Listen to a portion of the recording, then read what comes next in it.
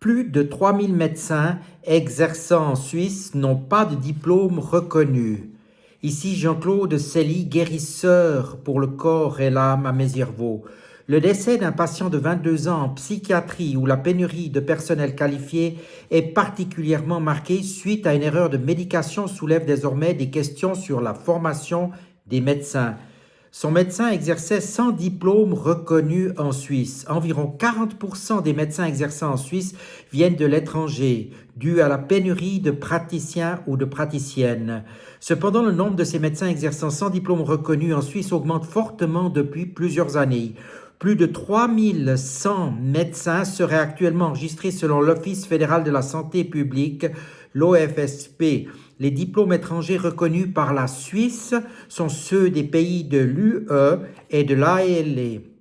Les autres ne bénéficient d'aucune reconnaissance. Malgré cela, ces médecins sont autorisés à exercer ici. À propos de ce qui est autorisé en Suisse, les avis divergent. Pour l'Office fédéral de la santé publique, les médecins non reconnus devraient toujours travailler sous surveillance. Pour le département argovien de la santé et des affaires sociales, celles-ci et ceux-ci pourraient prendre des décisions autonomes en tenant compte de leurs connaissances et de leur expérience. Ce qui est certain, c'est que les cliniques et les hôpitaux bénéficient d'une très grande marge de manœuvre pour engager des médecins dépourvus de diplôme ou de titre de spécialiste reconnu, notent les journalistes. L'avocat Grégory Verder, spécialisé dans le droit de la santé et le droit du personnel, estime que ce domaine particulièrement sensible pour les patients souffre d'un flou réglementaire en l'absence de directives précises. D'après lui, les cliniques bénéficient d'une grande liberté pour juger de l'aptitude professionnelle. Donc, on a vu que la Suisse est loin de pouvoir assurer le renouvellement de son personnel médical et il y a une sonnette d'alarme qui est tirée par la FMH. La Suisse est donc structurellement tributaire de ses médecins diplômés et diplômées à l'étranger, relève la FMH dans un communiqué. 44 612 médecins exerçaient en Suisse en 2025, soit une hausse de 5% sur un an. Et la part d'entre eux ayant été formés hors de Suisse, 43% est également en croissance. Pour cause, 3/4 des nouveaux médecins entrés dans le système de santé helvétique l'année dernière étaient tributaires ou titulaires plutôt d'un diplôme obtenu à l'étranger. Une statistique qui n'a cessé d'augmenter ces dernières années, précise la FMH. La plupart ont fait leurs études en Allemagne, en Italie, en France ou en Autriche. Dans le détail, plus de la moitié, 50% des 1130 nouveaux titres de spécialistes fédéraux ont été délivrés à des titulaires d'un diplôme de médecin étranger, à quoi s'ajoutent plus de 1500 titres de spécialistes étrangers reconnus la même année. La Suisse reste donc loin de pouvoir assurer par elle-même le renouvellement de la relève médicale, souligne la FMH.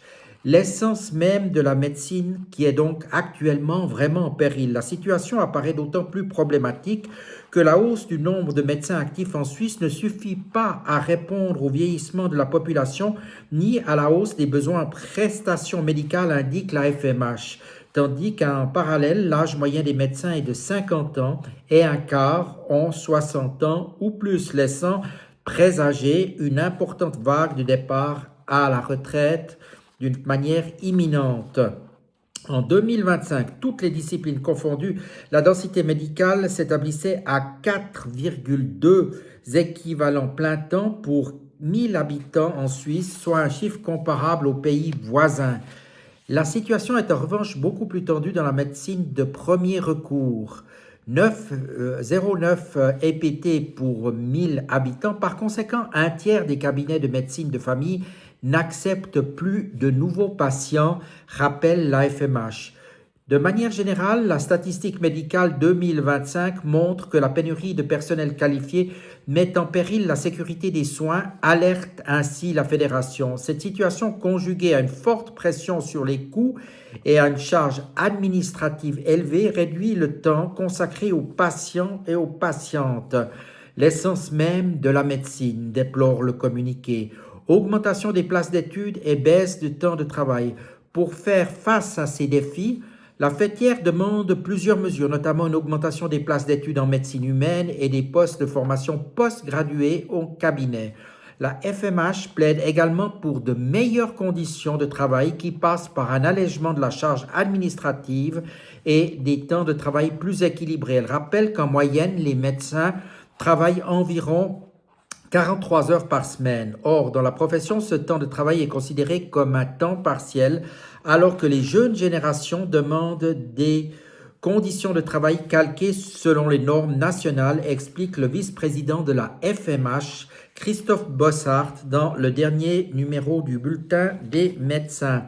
Et on a vu aussi que les cliniques et les hôpitaux bénéficient d'une très large marge de manœuvre pour engager les médecins dépourvus de diplôme ou de titre. Les avis divergent sur ce qui est autorisé. Selon l'Office fédéral de la santé publique, les médecins devraient dans tous les cas travailler sous surveillance.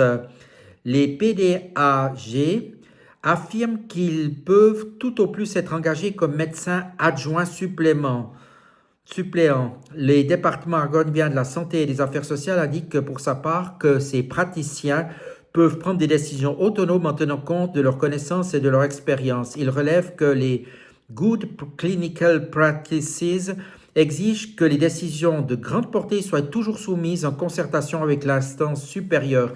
Les établissements devraient par ailleurs vérifier eux-mêmes les qualifications de ces professionnels.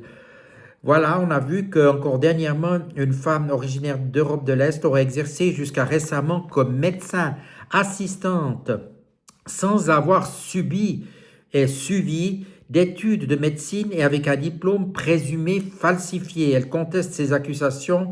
Donc, pour l'avocat Grégory Verder, il existe une zone grise dans ce domaine hautement sensible pour les patients où des règles claires font défaut. Selon lui, les cliniques disposent d'une large marge d'appréciation pour évaluer l'aptitude professionnelle, comme le montre notre dénonciation. Dans des cas certains, il est nécessaire de vérifier comment cette marge est utilisée et comment de tels spécialistes sont effectivement employés, précise-t-il. Maintenant, vous savez, alors la Suisse manque de médecins ou un nombre de médecins restreint. Vous pouvez aussi, dans des cas plus légers ou en prévention, recourir à des thérapeutes qui ont des diplômes ou pas. Dans les thérapies alternatives, certains diplômes comme les physios, certains masseurs et d'autres professions ont des diplômes parce que c'est sanctionné par une formation puisqu'il y a des techniques à appliquer souvent d'une certaine manière, contrairement aux guérisseurs qui agissent plutôt par rapport à leur ressenti, plutôt par rapport à leurs compétences propres. Donc, ces thérapies alternatives peuvent être faites s'il n'y a pas besoin d'avoir recours à un soin médical. Et n'oubliez pas que ces thérapies complémentaires peuvent toujours être faites en complément des soins médicaux.